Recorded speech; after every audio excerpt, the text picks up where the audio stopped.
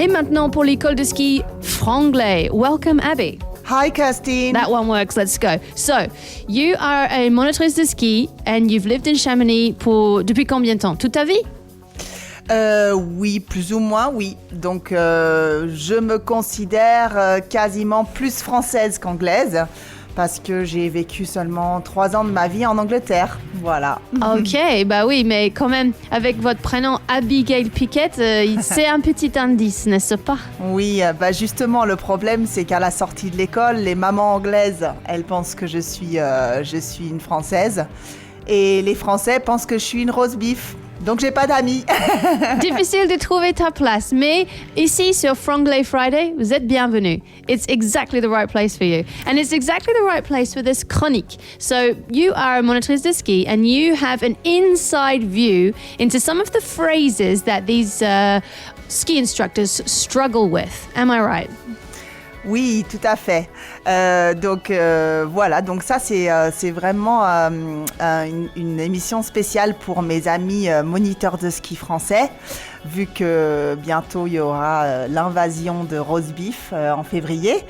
Je pensais que peut-être ça serait intéressant de regarder un petit peu quelques mots de vocabulaire qui posent problème. All right, so let's hear him. What is the number one phrase that you sort of tweaks your ears like, ooh? Alors, there's several, il y en a plusieurs, mais en fait, j'ai souvent entendu les moniteurs de ski dire tight your boots. Et non, en fait, c'est tighten your boots. Et à l'inverse, on a loosen your boots. Et voilà, c'est un verbe, donc c'est le verbe to tighten et aussi le verbe to loosen. Voilà, donc tight et loose, on l'utilisera plutôt my boots are tight. Et oui, c'est un adjectif. OK. Voilà, j'ai aussi entendu... alors, il y a un mot très pratique pour régler vos fixations, régler vos chaussures de ski. Un mot très pratique que j'utilise, c'est to adjust.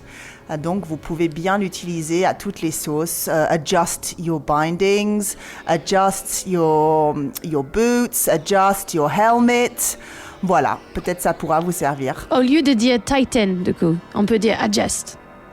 On peut aussi dire adjust, exactement. Si vous avez oublié le fameux mot tighten, adjust your boots. Très bien, ouais. Très bien, OK. Quoi d'autre? J'ai aussi entendu un peu des faux amis parce qu'il y a des faux amis en anglais qui sont pas évidents. Par exemple, quand on parle d'un stage de ski, en fait, on ne peut pas dire a ski stage. Ça n'existe pas. En fait, il faut dire a course. A weekly ski course ou a 3-day course. Voilà, donc ça, je pense qu'il y a plusieurs de mes copains qui vont dire « Ah ouais, effectivement ».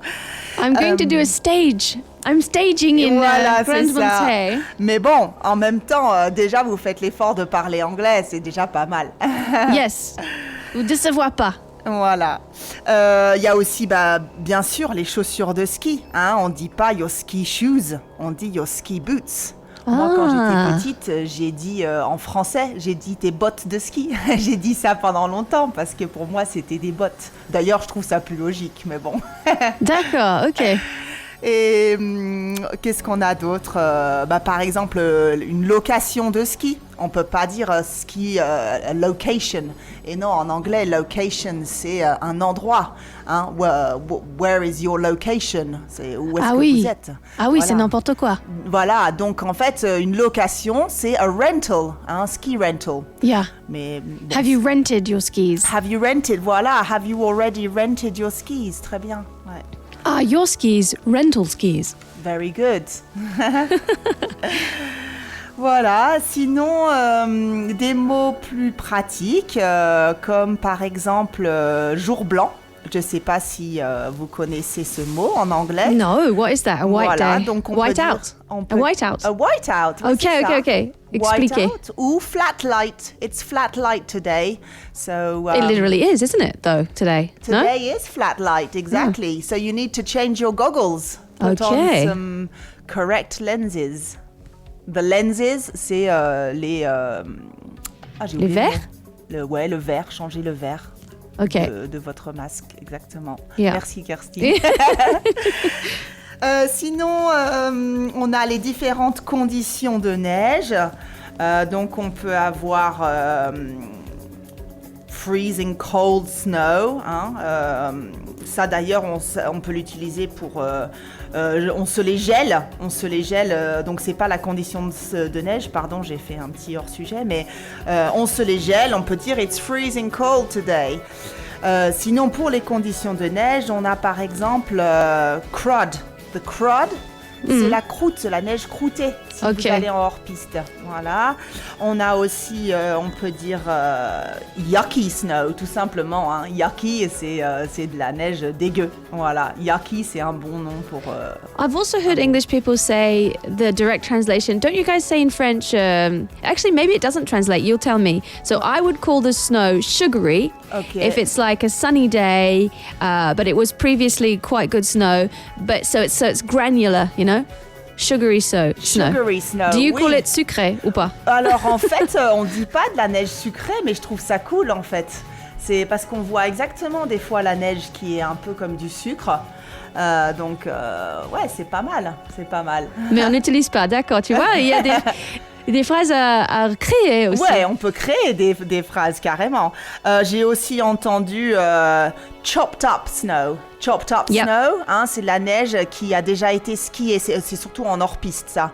C'est de la neige qui peut être fraîche ou qui peut être un peu moins fraîche, mais surtout qui a déjà été skiée. Donc, it's chopped up. And that's really a problem for snowboarders often because the skiers, they chop it in a particular way, which creates the boss. So what do you call boss? Alors, les boss, ça s'appelle moguls. Aha! Voilà, can you ski moguls? Yeah, vous pouvez good demander. To know. Voilà, ou on peut aussi dire the bumps. Yeah. Voilà. Qu'est-ce qu'on a d'autre sinon? Quelques petites expressions vraiment de moniteurs de ski. Par exemple, une montée en escalier. Je ne sais pas si vous connaissez, mais on dit to sidestep. Oh. Sidestep up. So if a monitor de ski asked me that, I would think that he was talking about stairs, literally. So. Ah ouais, voilà. Donc oui, peut-être que en fait les clients ils sauront pas non plus ce mot. Donc, mais voilà, monter en escalier, sidestep. Sinon le dérapage, on dit side slipping. Okay. Voilà. Now we're going to do some side slipping, guys. Okay, and a last little tip I want from you is what is your favorite phrase that you've been hearing? Okay, alors my favorite phrase I have heard is donc mon expression préférée en anglais, c'est quand même all the gear and no idea, qui veut dire tout le matos et qui ne savent pas réfléchir. Et qui sont nuls en fait. Ils ont tout le mal. C'est ceux qui boivent la bière avec leur baudrier et leur broche à glace, mais qui savent pas skier. Donc voilà, on dit all the gear and no idea. Ouais, et c'est un peu évident ici à Chamonix par rapport à je sais pas comment on dit, la dégradation de la matériel. Ah voilà, c'est ça, ouais. Ok, merci Abby, Gail Pickett, c'était École de ski franglais. Restez avec nous parce que bientôt on va avoir les infos de 9h. Et puis on va revoir Abby, voir si elle a quelques derniers détails à nous donner avec la météo aussi parce qu'elle est locale, elle est française plus que moi. Du coup, après 9h, Abby sera toujours avec nous et on va bientôt aussi accueillir les kiwis Sham Sizzlers. Mais d'abord, un peu de musique avant qu'on écoute bien sûr les infos nationales et internationales sur Globule Radio.